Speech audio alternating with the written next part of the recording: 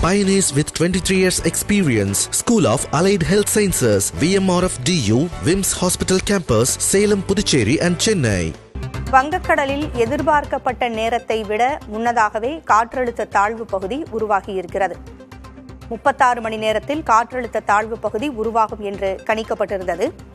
இந்நிலையில் முன்னதாகவே காற்றழுத்த தாழ்வு பகுதி உருவாகியிருக்கிறது. வானிலை ஆய்வு மையம் இந்த தகவலை தெரிவித்திருக்கிறது. அண்மை செய்தியாக பார்க்கிறோம். 36 மணி நேரத்தில் காற்றழுத்த தாழ்வு பகுதி உருவாகும் என இந்திய வானிலை ஆய்வு மையம் கூறியிருந்தது. இந்நிலையில் அறிவிக்கப்பட்ட நேரத்தை விட முன்னதாகவே காற்றழுத்த தாழ்வு பகுதி உருவாகியிருக்கிறது. தென் வங்கக்கடல் பகுதிகளில் காற்றழுத்த தாழ்வு பகுதி உருவாகியிருப்பதாக வானிலை மையம் தகவல் தெரிவித்திருக்கிறது. இதன் காரணமாக தமிழகத்தில் மிதமான மழை நீடிக்கும் என்றும் கணிக்கப்பட்டிருக்கிறது. 36 மணி நேரத்தில் உருவாகும் என்று அறிவிக்கப்பட்ட காற்றழுத்த தாழ்வு பகுதி முன்னதாகவே உருவாகியிருக்கிறது. இதன் காரணமாக தமிழகத்தில் மிதமான மழை நீடிக்கும் என்று வானிலை ஆய்வு மையம் கணித்திருக்கிறது. கூடுதல் விவரங்களை வழங்க செய்தியாளர் வேதவள்ளி இணைந்திருக்கிறார். வேதவள்ளி, காற்றழுத்த தாழ்வு பகுதி முன்னதாகவே உருவாகியிருக்கிறது. இது குறித்த கூடுதல் விவரங்கள் என்ன? வானிலை ஆய்வு மையம் வேறு என்னென்ன தகவல்களை பதிவு செஞ்சிருக்கிறாங்க? பூங்குழலி, தெற்கு வங்கக்கடல் பகுதியில 36 மணி நேரத்துல உருவாகும் அப்படின்னு கணிக்கப்பட்டிருந்த காற்றழுத்த தாழ்வு பகுதி சற்று முன்னதாகவே உருவானதாக தெரிவிக்கப்பட்டிருக்கிறது.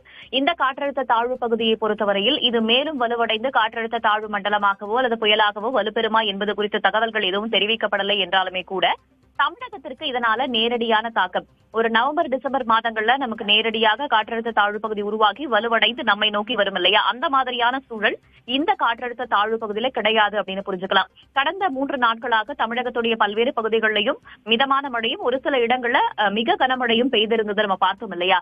அதற்கு காரணம் வளிமண்டல சுழற்சி.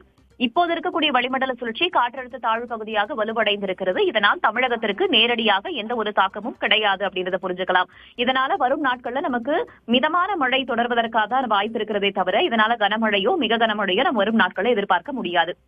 மழை பொழிவை பொறுத்த வரைக்கும் நமக்கு மேற்கு வங்கம், பீகார், தெற்கு உள் கர்நாடகா போன்ற இடங்கள்ல நமக்கு கனமழை பெய்வதற்கான வாய்ப்பு இருப்பதாக தெரிவிக்கப்பட்டிருக்கிறது. இதோடைய தாக்கத்தின் அடிப்படையில அதே போல அருணாச்சல பிரதேசம், அசாம், மேகாலயா போன்ற இடங்கள்லயும் நமக்கு இடியுடன் கூடிய மழை பெய்ய வாய்ப்பு இருப்பதாக கூறப்பட்டிருக்கிறது. இது ஒரு புறம் இருக்க, மற்றொரு புறம் ராஜஸ்தான், குஜராத், இமாச்சல பிரதேசம், பஞ்சாப், ஹரியானா, டெல்லி போன்ற இடங்கள்ல நமக்கு வெப்ப அலை வீசுவதற்கான வாய்ப்பு இருப்பதாக குறிப்பிடப்பட்டிருக்கிறது. இதன் அடிப்படையில தமிழகத்திற்கு வெப்ப அலைக்கான எச்சரிக்கையும் எதுவும் இதுவரைக்கும் விடுக்கப்படவில்லை. அதே போல கனமழைக்கான எச்சரிக்கையோ அல்லது மிக கனமழை எச்சரிக்கையோ வானிலை ஆய்வு மையத்தால விடுக்கப்படவில்லை.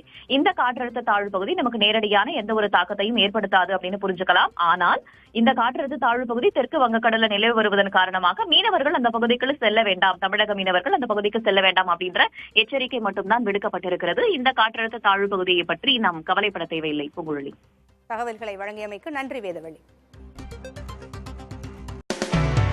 Pioneers with 23 years experience. School of Allied Health Sciences, VMRF DU, WIMS Hospital Campus, Salem, Puducherry and Chennai.